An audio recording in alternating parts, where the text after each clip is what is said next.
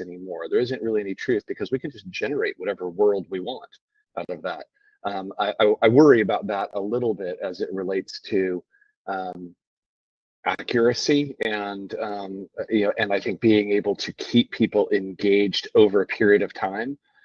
If when they learn that a lot of the things they believe or see or hear aren't real.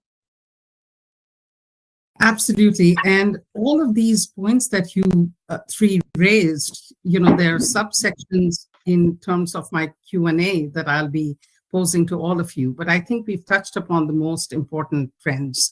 Yeah. One thing I wanted to add on that I've also seen as a trend, especially I know we've all seen it in the past 4 years, is more inclusivity and diversity in PR and in our messaging. And that's something that I do at 5WPR. I oversee our lifestyle, multicultural, and DE&I division here. And, I always say to clients, gone are the days where you can just have one tagline that was fitting to everybody. And I always say that it's truly amazing how Nike can still keep just do it, but you've even seen them change the swoosh, check mark to be different colors to speak to certain, Black History Month, Juneteenth, Pride Month. They've had to even adjust with doing something so simple to their logo. And I think that's something that with this AI and the technology that we have, we can really, go in deeper with our audiences and find ways to engage with them and speak to them authentically than we've ever had to. And they expect that of us as brand guardians in the PR landscape to really protect the brand and speak to the audiences differently. So that's something I would say I see more and more than ever before.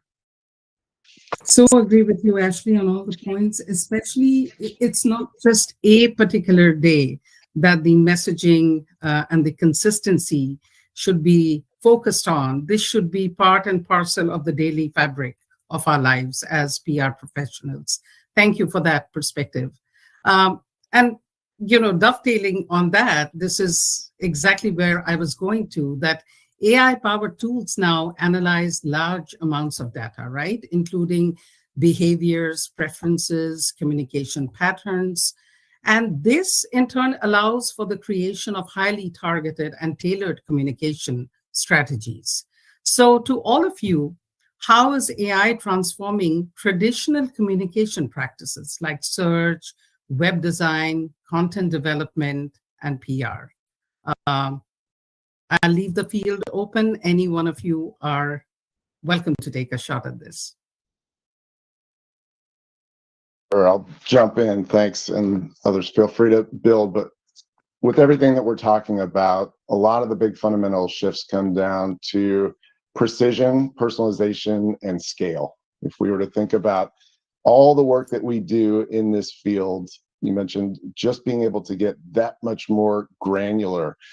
Ashley talked about the role that DE&I and personal connection to brands and to causes is really what drives attitudinal changes and motivates behavior change as well.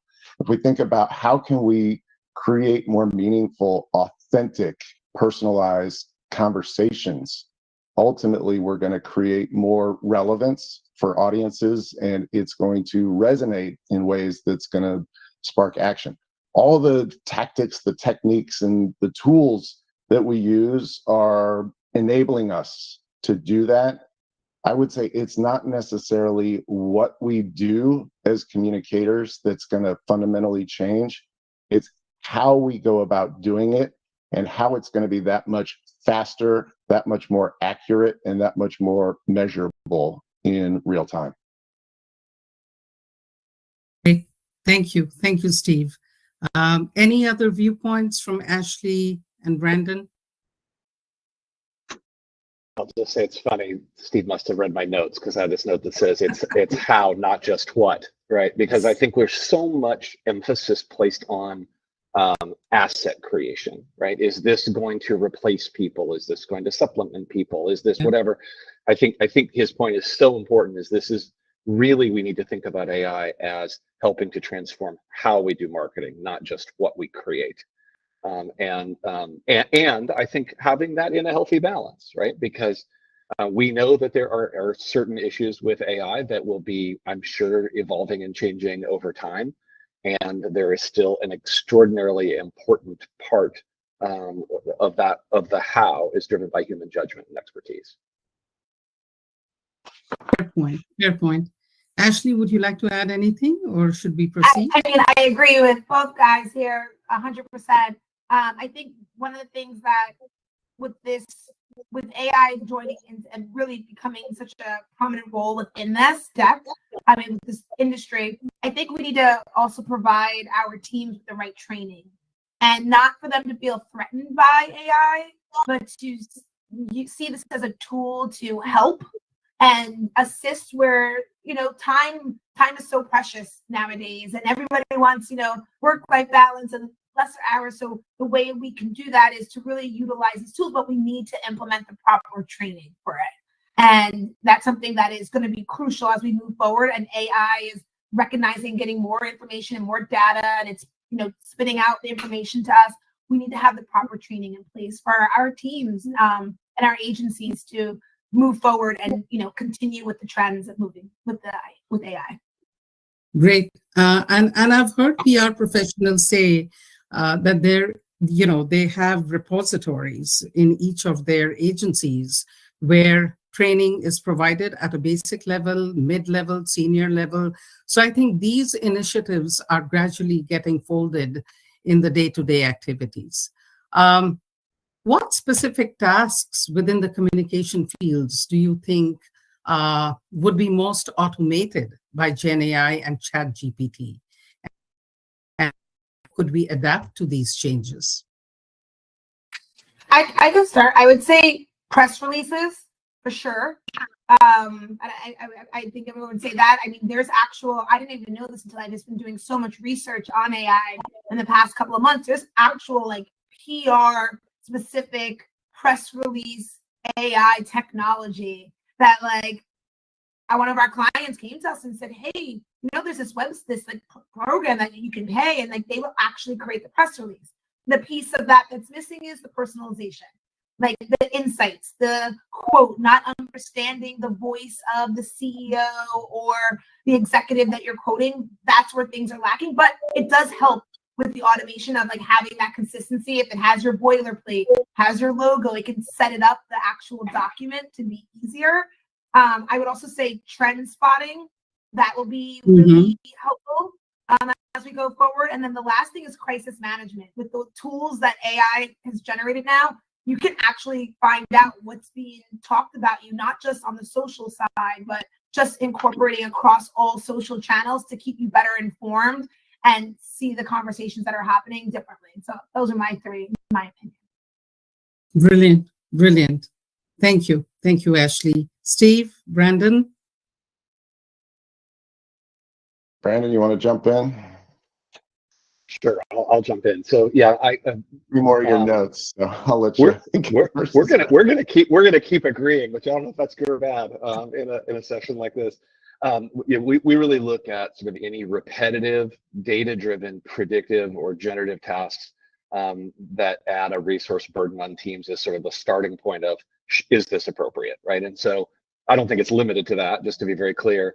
But I think I would hit on all the same ones that Ashley hit on. I think sort of, I'll call it communications planning, perhaps more than strategy. I think strategy there's a little more art and expertise embedded in that. But I think overall comms planning, totally grand crisis. That's actually how I came up as a comms person, which does force you to get really comfortable with really complex things really quickly. It's the only way to navigate crisis.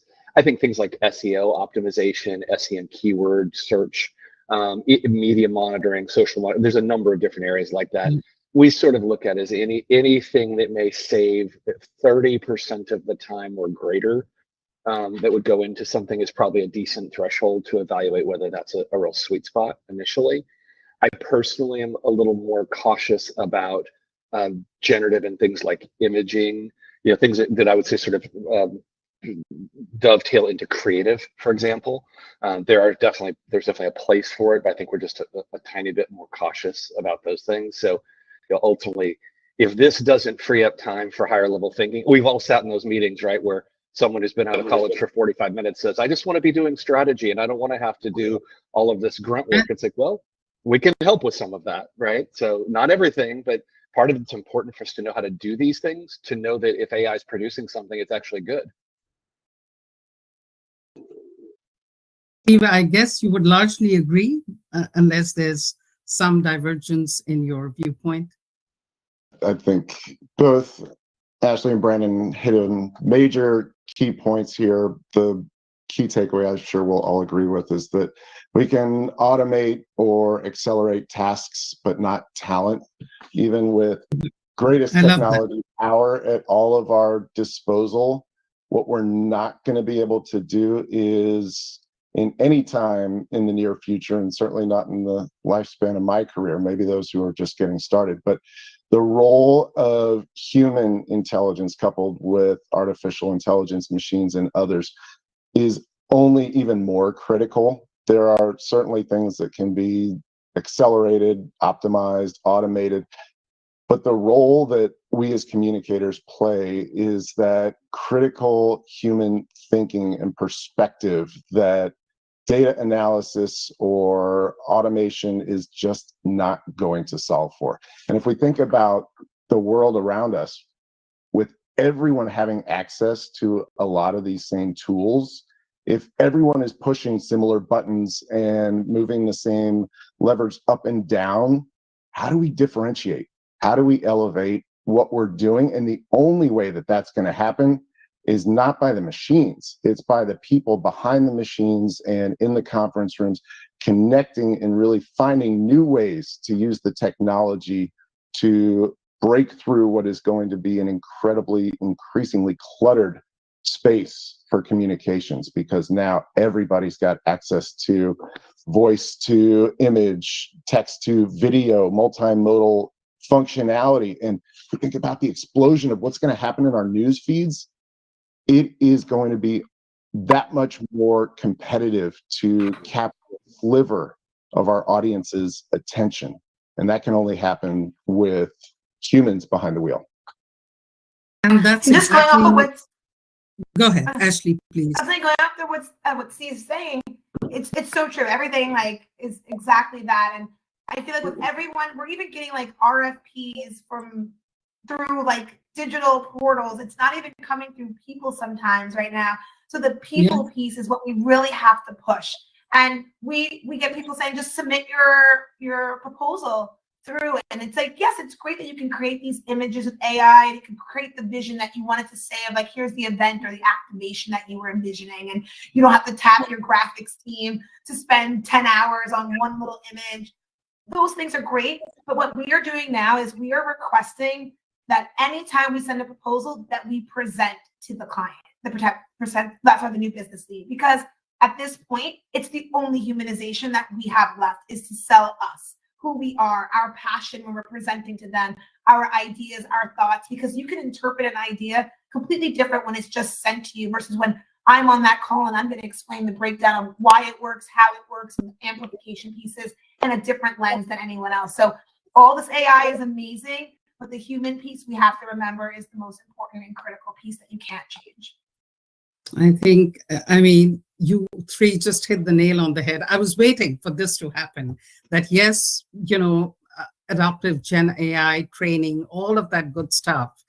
Where does that leave us in terms of fostering talent, bringing in human insights, sieving the fake from the real? And it's getting blurry by the day. It's difficult, as you mentioned, with the RFPs. So having said that, would you call out any AI-driven tools that you personally are using today or would recommend, especially since these will continue to shape the future of PR? Brandon, would you like to go Yeah, first? I'm gonna say I can do a couple if you like.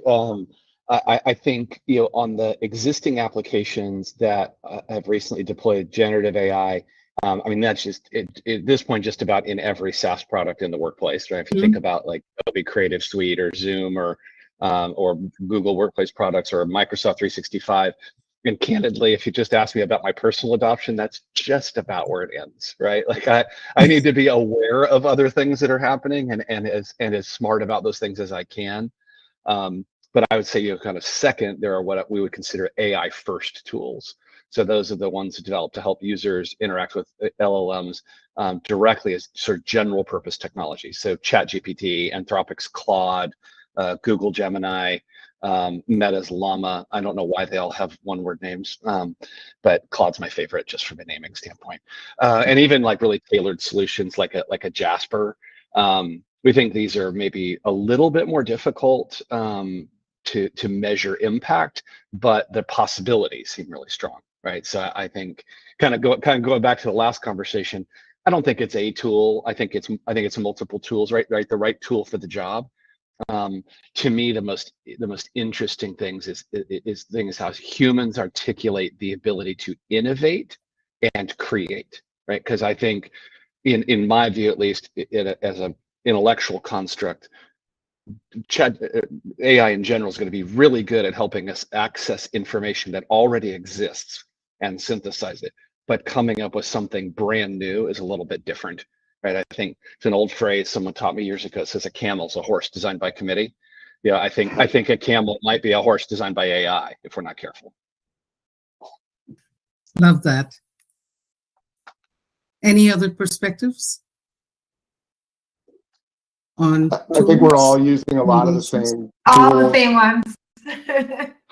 Yeah, the tools, as Brandon put out, we have to test, learn, experiment, drive innovation, and all the tools Brandon mentioned. Absolutely, we're also diving deep into what the major social platforms are integrating in terms of automated text or conversation summary recaps, ways to augment backgrounds of images. So there's the platforms themselves, and then there's the AI and other tech-enabled features that are changing the communications platforms that we're using to engage with our audiences.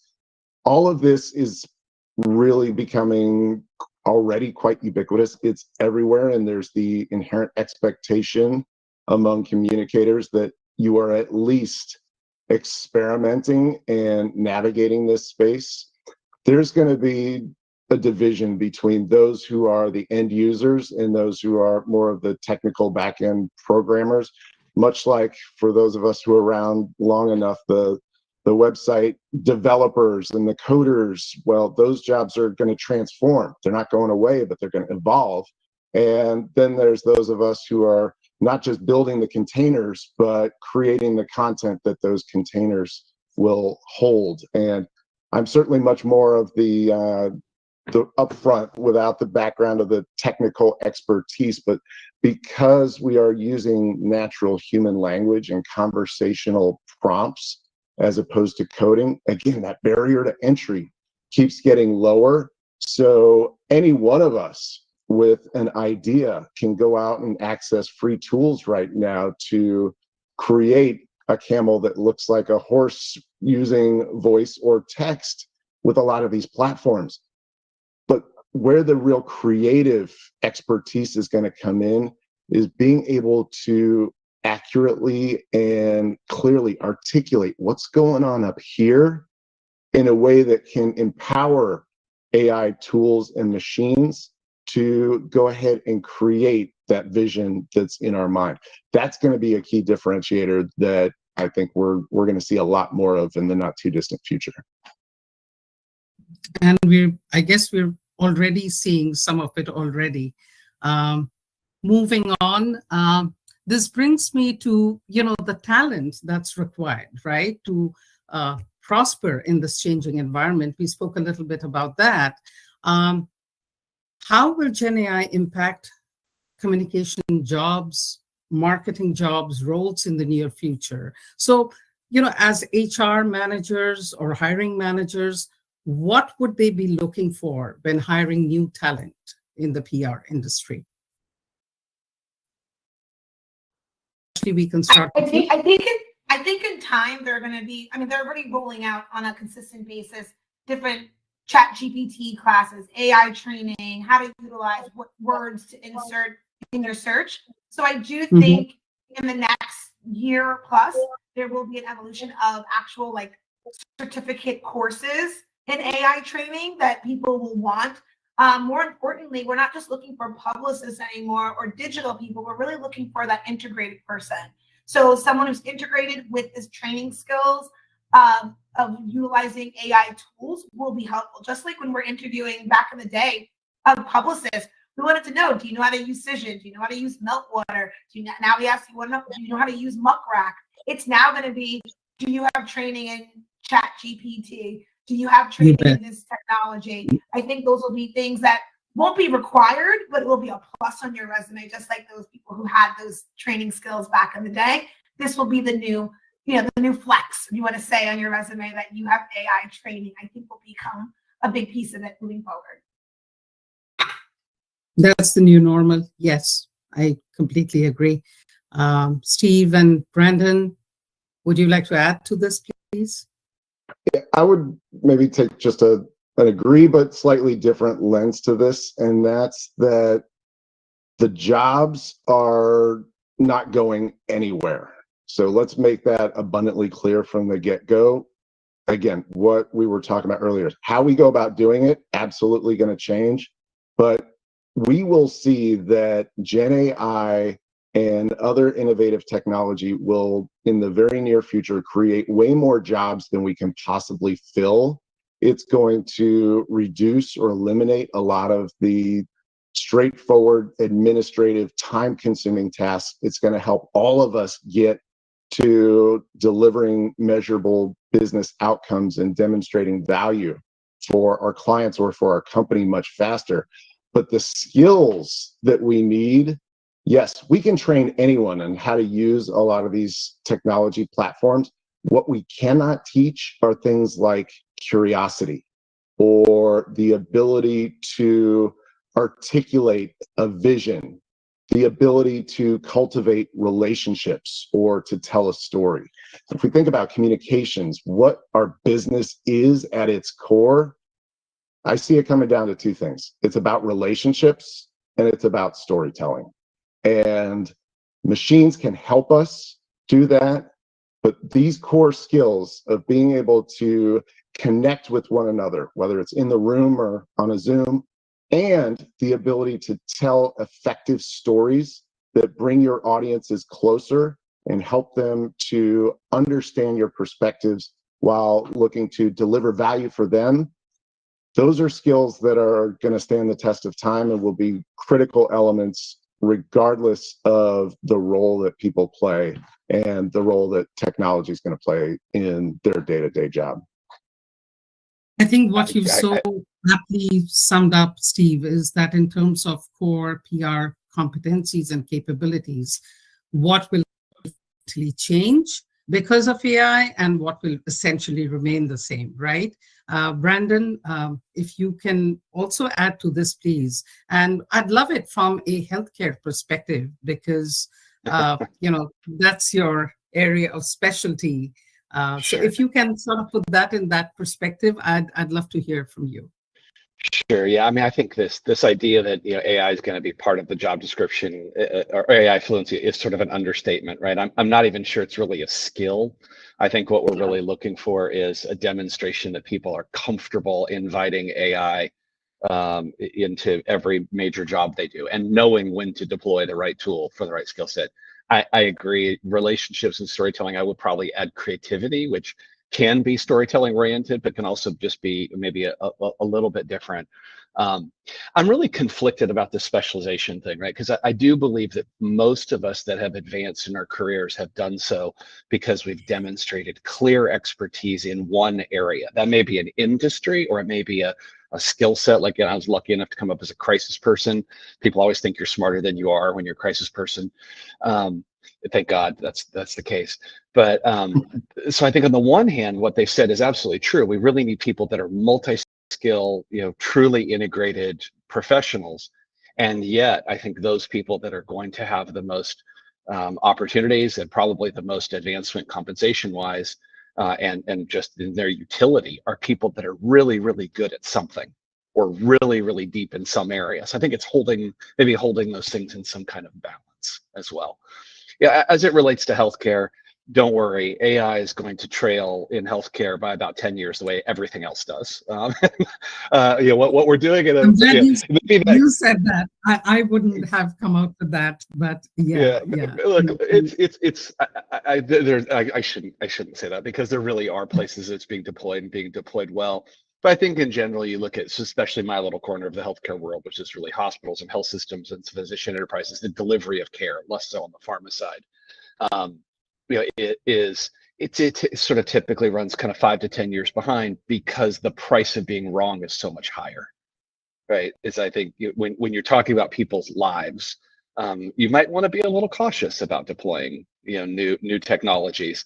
That said, AI is being used in everything from marketing communication side. We're certainly using it into even more clinical applications, right? Think about enhancing a radiologist's judgment when AI can help review images and say, did you see this? Did you find it? Like those sorts of, again, supplementary tools, not replacement. I think it can also be used for evil. There's a number of AI tools that are being used on the health insurance side that automatically deny patient claims for payment at a rate of about 90%. I would argue that's not a really great use of AI in terms of societal value. Thank you. I think we could just have a separate session on this, Brandon. So maybe, the next one. Moving on, I read recently research output by McKinsey that said that AI will create up to 2.6 trillion in business value in sales and marketing alone. So, which means that AI for business is going to be profitable. As it is, I'm assuming it will be for PR. So why is it crucial for brands to integrate then PR and digital strategies in today's media landscape? And also, what are the potential risks of keeping these functions siloed, if you will? Ashley, may I start with you on this one? Yes, of course. Sorry, I was muted. I have a lot of thoughts on this because this is truly something that we're adjusting to right now.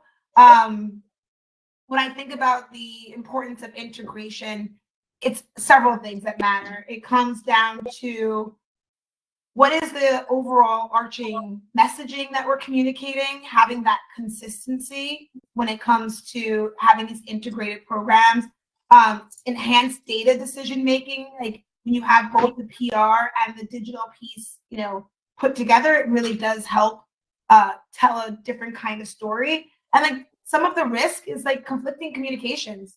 When you have disjointed teams and you have a social media team at another agency and you have PR at another agency, sometimes the messaging and the communications is not aligning together. And it could also be harmful to your SEO. What keywords are they using in their digital program? What's being produced and the content going out there, media pitching wise, that they're using with their words. So I think it can also hurt you. The risk is not having a cohesive message that is being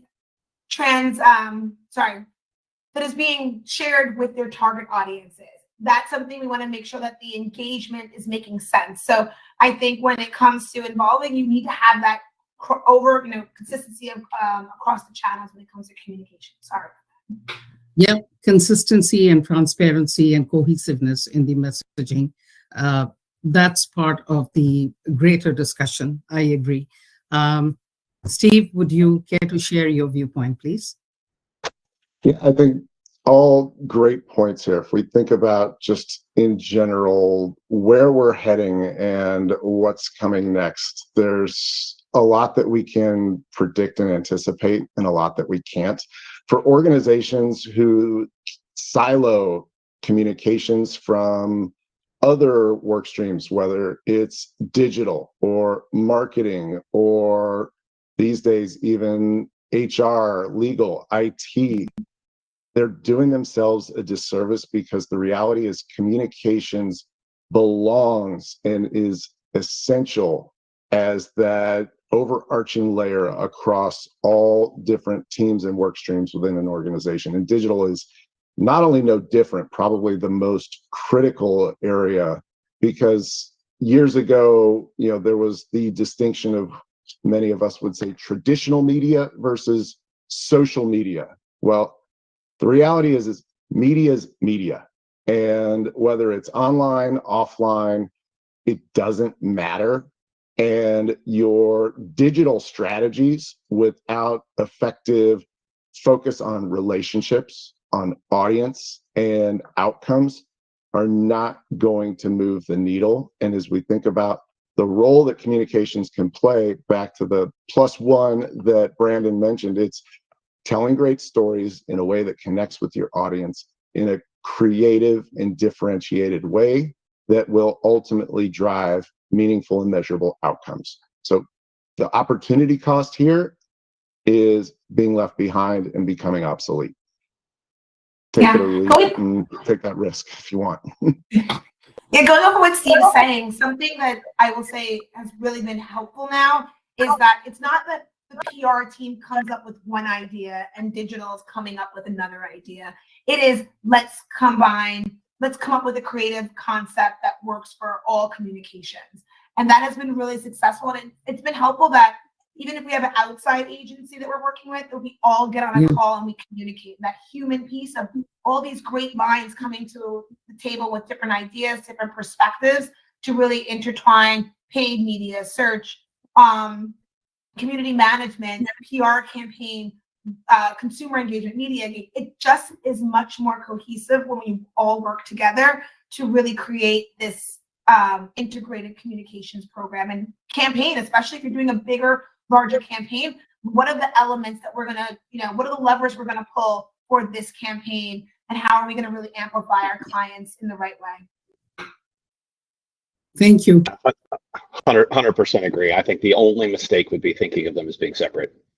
They're not. I mean, we have a client right now, great client. They have 11 firms they use in different areas. I think if you have 11 firms, you have like 17 opinions, right? I mean, it's just, I don't know how you ever come up with a cohesive strategy to drive anything forward, right? Because everyone's just thinking about their little corner of the story and the plan and the program. And I just don't know how you can ever get the best ideas, the best work out of that kind of environment. So, speaking of cohesiveness and yet, silos being there, having a seat at the table, would you say you would be using the same data sets to represent it differently to C-suite stakeholders versus product teams, marketing teams? I mean, this is just a question that came about based on the discussion we're having.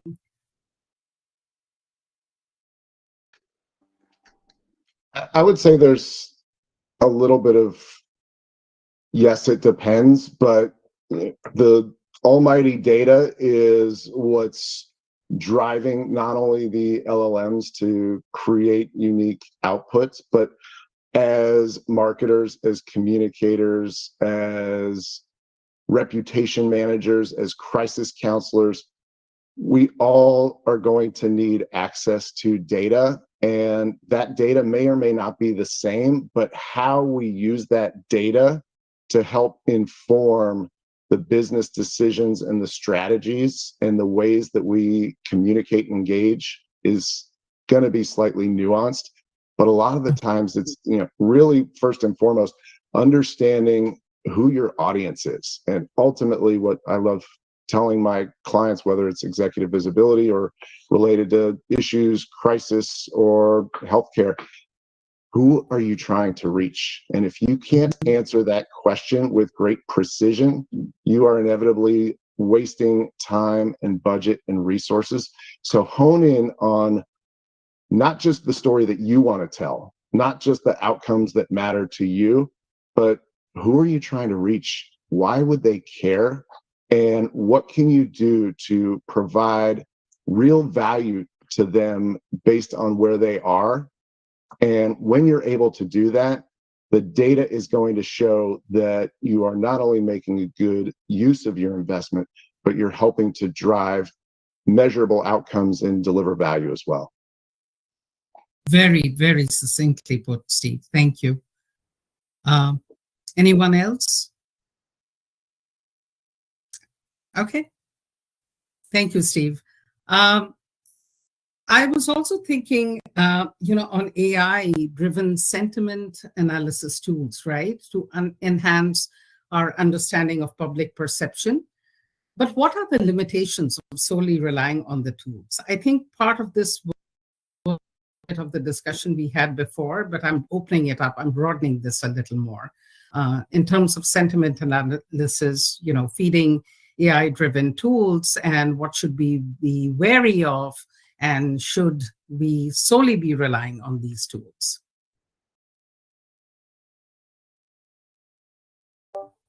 All right, I'll Happy- jump in again here.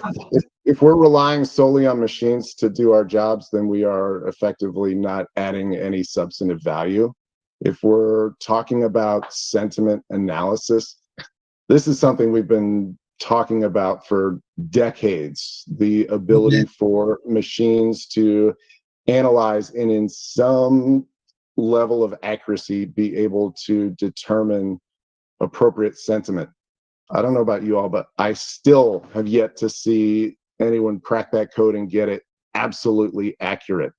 Those visuals that we would get of sentiment analysis, there's always a little bit of green on one side, a little bit of red on the other, and the vast majority is neutral in the middle. And that's because machines are getting smarter, but they don't yet have the full capacity to understand context, to understand sarcasm, to understand so many of the other variables that go into sentiment analysis.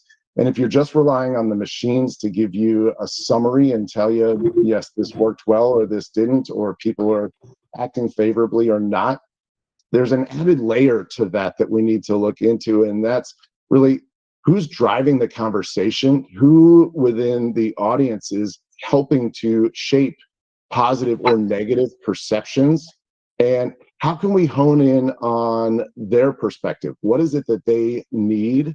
What is it that they want? What is it that's driving them to help perpetuate either positive or negative perceptions of a campaign or a company or an executive? And getting to the heart of that human to human issue is still something that's going to require creativity. It's going to require curiosity, and it's going to require human intervention, not just technology to solve that for us. Absolutely. At InfoVision, for example, we have our home-built AI-powered media monitoring and social listening tool, Alphametrics, and we use it extensively and aggressively to track media stories, contextualize, analyze these stories faster, and accelerate the delivery of PR insights in a very cost-effective manner. But when it comes to sentiment analysis, which of course is part of Alphametrics, there's always that added layer of human intervention, of human insights. Totally in your corner, Steve. Ashley, Brandon, I'm largely guessing you'd agree. Is there anything else you'd like to add? Steve said it perfectly. I would say that was everything that was my notes that I had. So definitely agree. I just think the human piece is missing. And, I tell my teams all the time when we're getting these reports and analytics that I don't care if they populated this list and this technology, whatever it may be, pull this together. You need to go in still manually. There's still a piece that's, there's even areas where some of the articles are like, well, we picked this up and this is not right per se. If they can call out that there might be some errors there, then we should be human checking that. And I think that's a piece that we want to make sure we're accurately reporting for our clients. And it can't just be everything we're relying on technology to, do it for us. We need to find ways in which we are still implementing our role and how critical the human piece of all of this is. Yeah, I'll just add one thing. I think this is additive, not sort of supplementary, not replacement for. I would view it. I'll use an analog example. To me, it's the difference between polling and a focus group and a one-on-one conversation. Right? If I'm looking at polling, I get to tell you 52% of people think something. If I'm in a focus group, I'm able to tell you why they think that. And if I'm having a one-on-one interview, I can actually tell you what an individual thinks. which may be different from what they say in a focus group because there's a group of people and there's a dynamic, right? A social dynamic in that. I don't think any one of those things is purely the answer. I think it's all of those things, right? I'm learning something very different from those. And I think, again, maybe LLMs can teach us what, not necessarily why. And I think why is a bit more of a human thing. I'm also just a little suspicious that LLMs, I think, want to give us an answer we'll like, right? Well, I don't want the. I mean, that's nice. I'd like to have more areas in my life where people give me answers I like, but I don't think that's what we want in this particular area, right? Is I want truth. I want insights. Not don't tell me what I want to hear. Tell me what I need to know from that. Exactly. And coming back, I think this is also tied to what we were discussing. We started off with the discussion on how to measure success and navigate challenges in the area of era of Gen AI, all of this good stuff. I read a book by Peter Drucker. He's considered the father of management, where he says you can't improve what you don't measure, right? So statistics have shown that PR professionals have adopted a multifaceted approach to proving the value of their work. So along with traditional metrics like media coverage, what are the key metrics or KPIs that brands should focus on when you're trying to measure the success of an integrated PR and digital communication strategy? Ashley, shall we start with you? Sure, happy to. I would say one is share a voice. That has become something that many of our clients want to know. Where do they stand within their industry? So that has been something that many have found to be very rewarding, but it's also about managing the client expectation. Share a voice isn't going to change in the first 30 days necessarily of starting your PR program. But what our team does is at the onset, we're creating our dashboards. We're putting in who their competitors are. I have one client that literally has bedding. It has men's fashion, women's fashion, luggage, jewelry. So we actually have for one client several dashboards, and they have clearly several different competitors in each of those industries, though they are one big parent company and they have all of this falls under their one website. For them, seeing where they meet in terms of share of voice has really been truly impactful for them to see that they own 22% of the market in the jewelry space. Over the year, PR and our integrated programming that we do for them with digital and PR side all together, that they've seen that share of voice increase by 15% or 8%, whatever category it was in. That was truly impactful for them, and to see that result. Because at the end of the day, media coverage is still important. We're not going to say that, especially with a big storytelling moment. But how many, you have 1 billion media impressions, what does that mean? And we used to have clients say to us, your report said that, I know we all experienced this years ago, your report says you had 10 billion media impressions. Are you telling me that 10 billion people went to my website? No.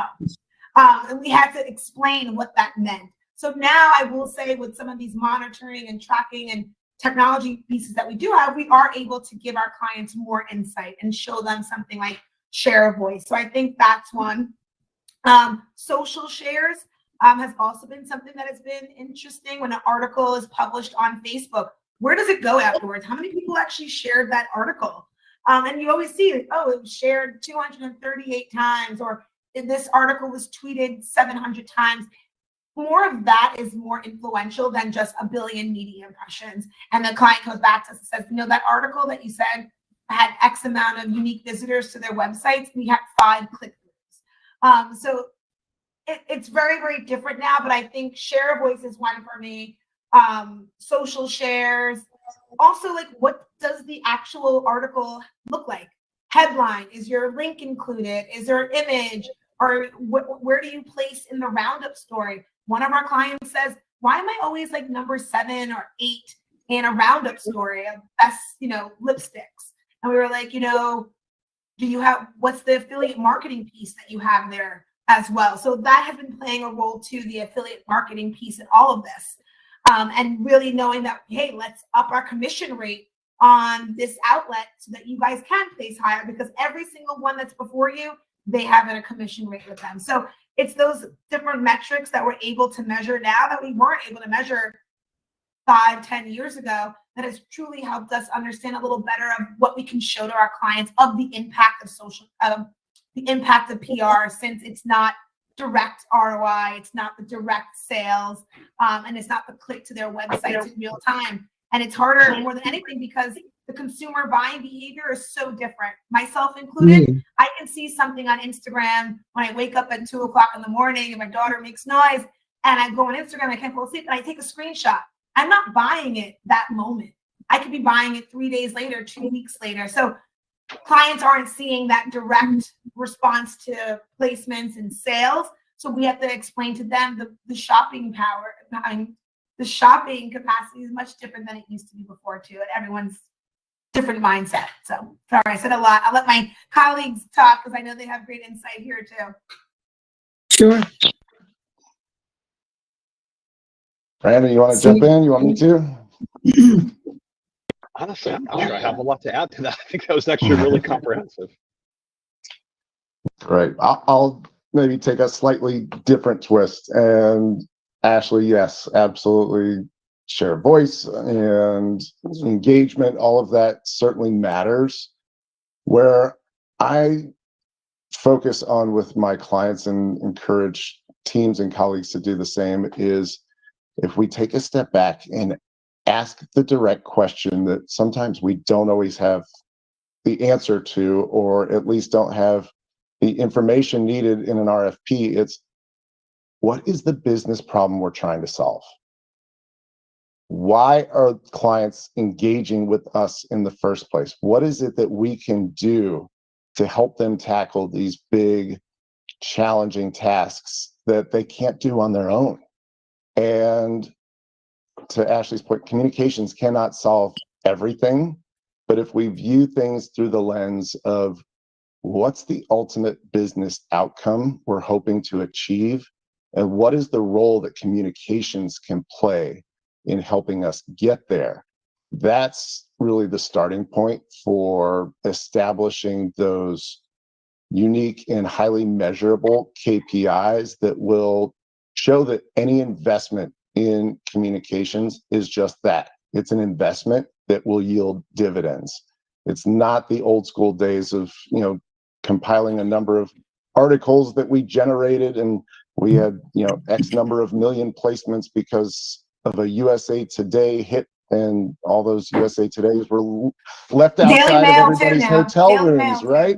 Yeah, so there's a lot more precision. Did we actually make a difference? And what role can communications play in helping to shift attitudes, to change behaviors, and to cultivate deeper relationships with the stakeholders that matter most?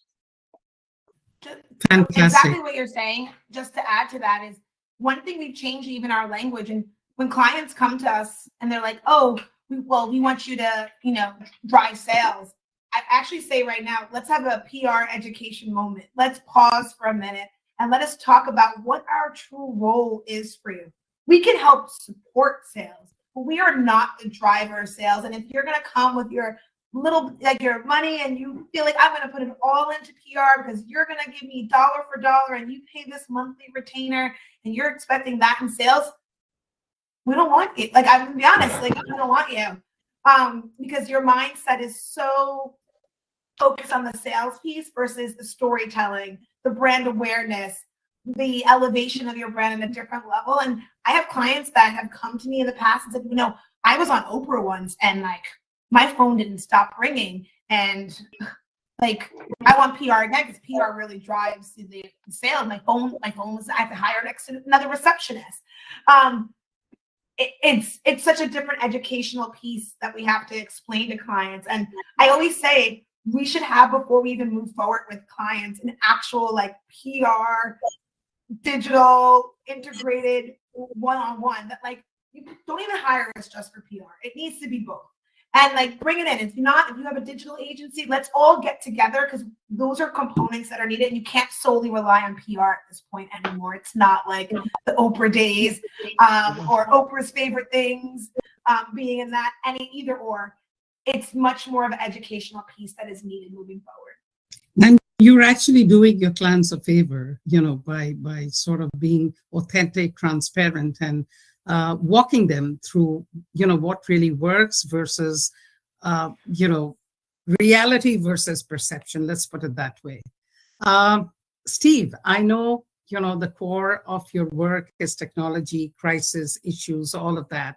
I've seen, we've all seen this PR trends in 2024 that are being influenced by all of these tech integrations, personal brandings, and increasingly there's this rising tide of, what is ethical communication?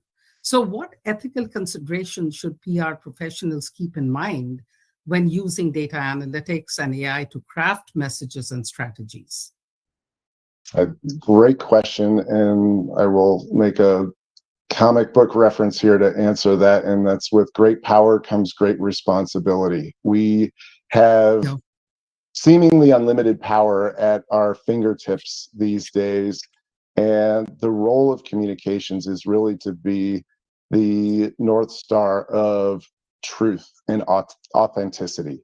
And if we're not viewing what we do in a way that is helping to accelerate truth, mitigate mis and disinformation, we are going to find ourselves in a real challenging predicament, no doubt. But as we think about the work that is possible with Gen AI and other new technologies to come, ultimately, if we can demonstrate that we're doing this in a responsible way, and speaking as someone on the agency side, on behalf of our clients, we are helping them and their employees, their stakeholders, to understand the appropriate ways to be transparent when an image was created or enhanced with new tools and technology in a way that may not be readily apparent to audiences. Also, on the flip side, making sure that we're employed and empowered to go out and quickly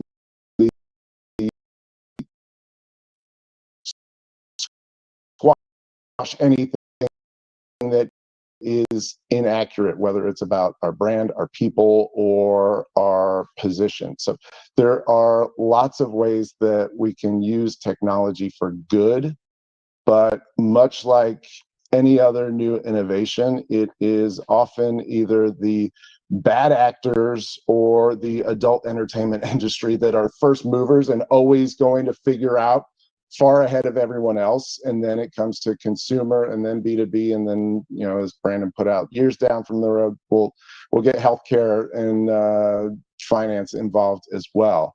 But all of that to say is, right now is the time for organizations to think about revisiting code of conduct, employee policy, any guidelines, and back to the original point, it's training, because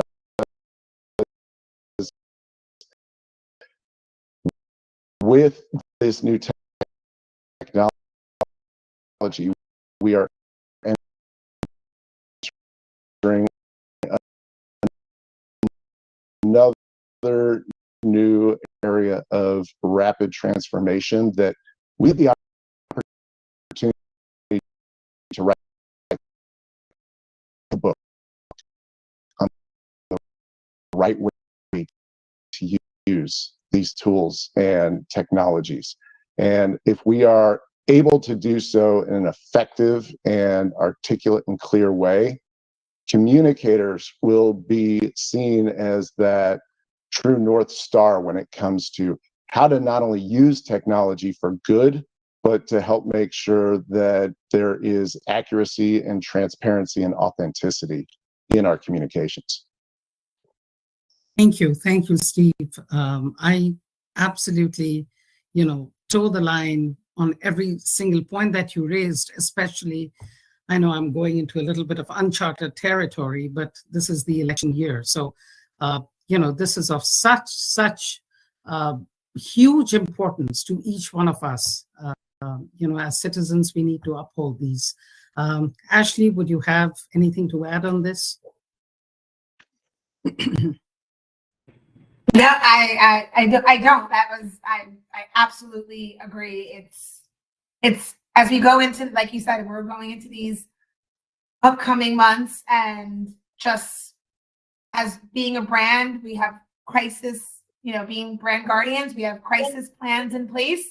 As an agency, we have our own, individual people and their thoughts. So it's really about keeping the ethics very straightforward as we go into these next couple months. I'll just say it's something we have to navigate, especially with a lot of our DE&I campaigns. Yes. And yes. having the teams prepared and knowing what we're going to navigate and what the next steps are, and making sure that we're staying true to ourselves too at the end of the day. I think that's also truly important as a personal, individual. I think that's also important that we think about who we are and what we're doing, and advising our clients in the best we can. And that's what we're trying to do each day. This is something that's very uncharted territory that I feel like we've never had to experience what we're dealing with right now at this moment. But it's very couldn't. interesting. Yeah, I just had to bring it up, but feel free not to get in Yeah, there. I don't think we can. Yeah, I'm getting all worked up. I don't think we can say ethical considerations and election in the same sentence. There's something problematic about that. I guess I'll just offer this one thought. So there's a radio station in Nashville that's running basically like a PSA for themselves that says we use AI, and they sort of finishing line is, we will never use this in a way that violates your trust. And I thought, so first of all, it's a really nice way of framing it, right? Two, it presupposes we trust them, which is a completely different issue. In that case, I probably do. It's a good company, you know them, they behaved with integrity. But I think that's probably just a pretty good place to start, right? Is I'm never going to use this in a way that violates your trust or violates our, my integrity. Now, everybody has different standards of that, and we understand, that's the case. But I think in terms of mindset, that's a pretty good place to start. Thank you. Thank you. I think we probably have a few more minutes to the hour. I have a question or a couple of questions. So generally, from the discussion, I guess, what I gather is that AI won't replace humans, but yes, humans with AI will replace humans without AI.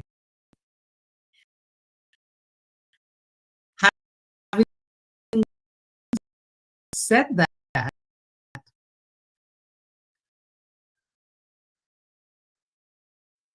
what are the new business models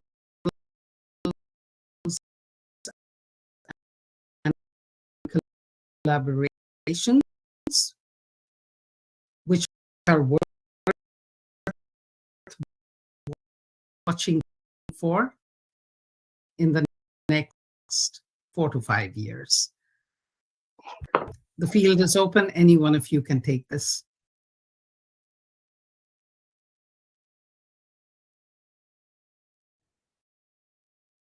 All right, in the absence of silence, I will go ahead and jump in. I'll let you go, Steve. You get started. As we think about new business models, again, coming from the agency perspective, looking at new ways to capture and demonstrate value, and how do we price and package that in new ways, knowing that the original model of the billable hour is not necessarily in jeopardy, but will need to evolve as we are accelerating the work that we do at such unparalleled speed. The value that we're able to derive, again, comes back to the role that humans play and what can we uniquely bring that will ultimately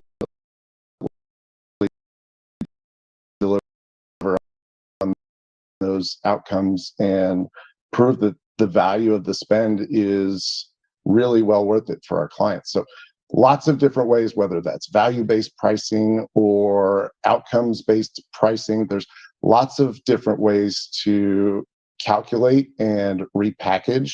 But as we think about where CMOs, CEOs are in the mindset right now about Gen AI and its capabilities, no surprise, the immediate is, well, how can we find ways to save money? Let's, cut out the inefficiencies. Let's reduce some of the unnecessary spend or time on tasks that can be automated or accelerated. But once we get through that hurdle, the next big phase of all of this is, how do we increase our chances of beating the competition?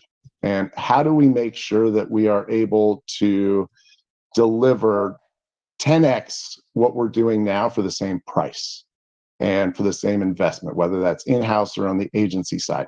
If we think about it through that lens, it's not cutting down the spend on communications. It's thinking about big picture. If we are going to remain competitive and really deliver on the organization's value proposition, how can that new model of focusing on outcomes and results really help drive the ways that we differentiate against competitors and the ways that we can use communications to help accelerate growth and do so in a measurable and impactful way? I guess I could take that as a recap from you, Steve, on sort of the entire session. You've touched upon every single point and question that we have discussed. Ashley, may I move to you next? Yeah, for sure. One thing I definitely do see, coming in the future with AI, I see there definitely being a more AI-powered like personalization piece of it.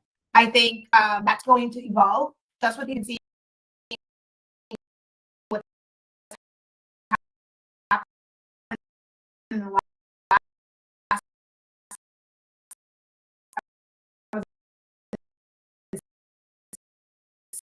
6 months.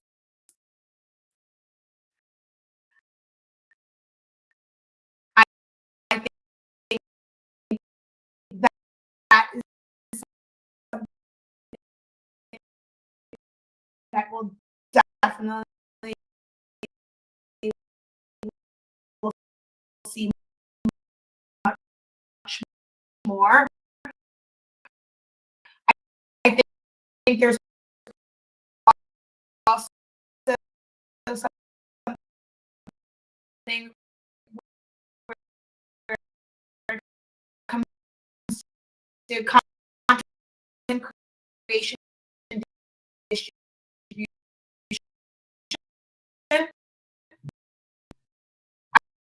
I think for brands,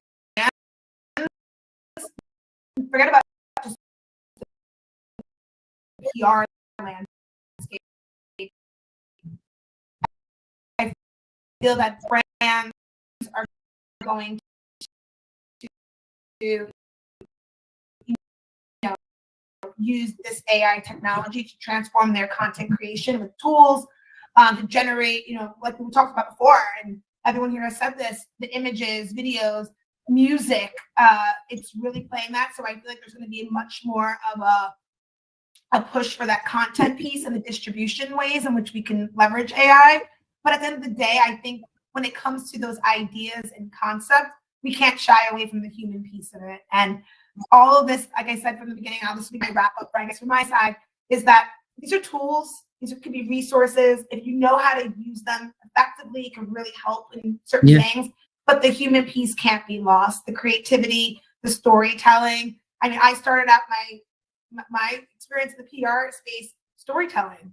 It's what I like to do, winning that full feature in Harper's Bazaar, the moment you get that real feeling, that an AI can't write a pitch that you can ever write a full feature for.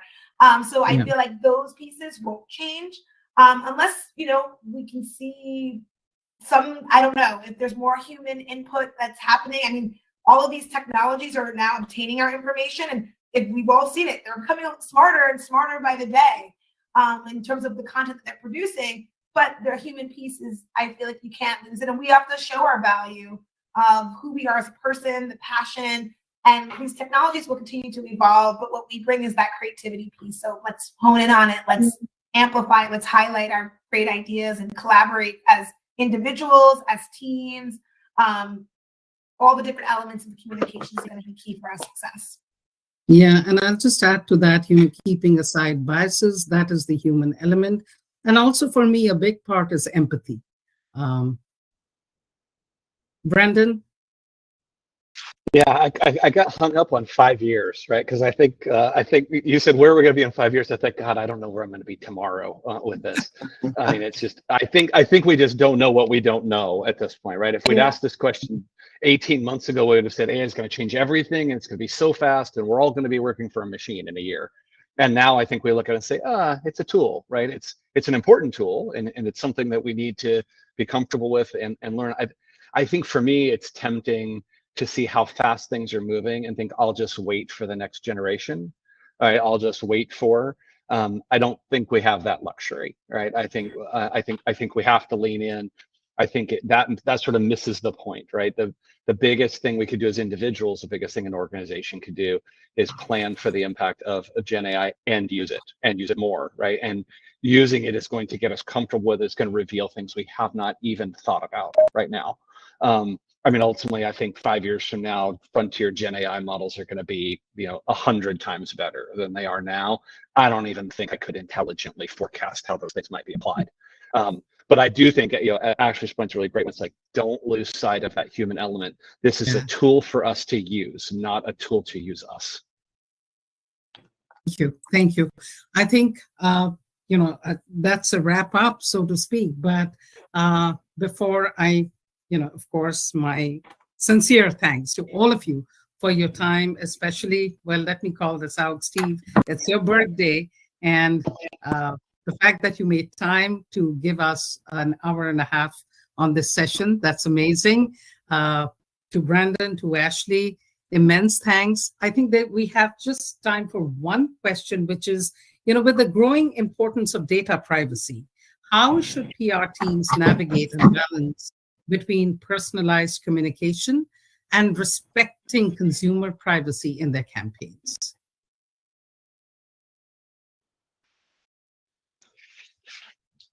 Certainly, I'm not shy to jump in. So first of all, thank you. This has been a fantastic discussion and really enjoyed it. Thanks for the birthday wishes. It's a great way to kick off the day and leaves me feeling inspired and motivated and ready to take on all that is new and coming our way. I will maybe give a slight pivot on that. When we think about privacy and the information that whether we are uploading into the machines or we are extracting from these tools in order to tell more effective stories, there is currently no real clarity around legislation, policy that is governing the way that these tools are used. We're starting to see more in Europe and elsewhere, but the reality is it is much like the Wild West of the early days of social media, and it will take a little bit of time, especially for government officials and other entities to catch up, but it will happen. I think we really need to think about things through the lens of maintaining that trust and the relationships with the audiences that matter most. And Brandon, that reference to the Nashville, company was a great one. It's about doing nothing to really lose faith and trust in the audiences that matter most, and also understand that not all consumers right now are ready or even want AI enabled or empowered, whether it's communications or products or services. There's a great deal of skepticism. As marketers and communicators, we need to be ahead of the curve, which we're certainly doing with discussions like this. But the vast majority of audiences out there, when it comes to Gen AI, whether it's the content that shows up in their newsfeed or the stories that they read or the way that their products are packaged and produced. We have to meet our audiences where they are and make sure that we are not doing any harm by whether pushing inaccurate or accelerated change that is either a disruption of their privacy or a disruption of their belief and connection to the brand. And that's something from a reputational standpoint that we want to make sure that we avoid at all costs. Yeah, I was going to say this directly ties up to brand reputation. I'm guessing, again, largely, Brandon, Ashley, you'd agree, but if you have anything additional to add, please do. I mean, I think Steve's point ultimately is the right one. Is it's not just can we, it's should we, right?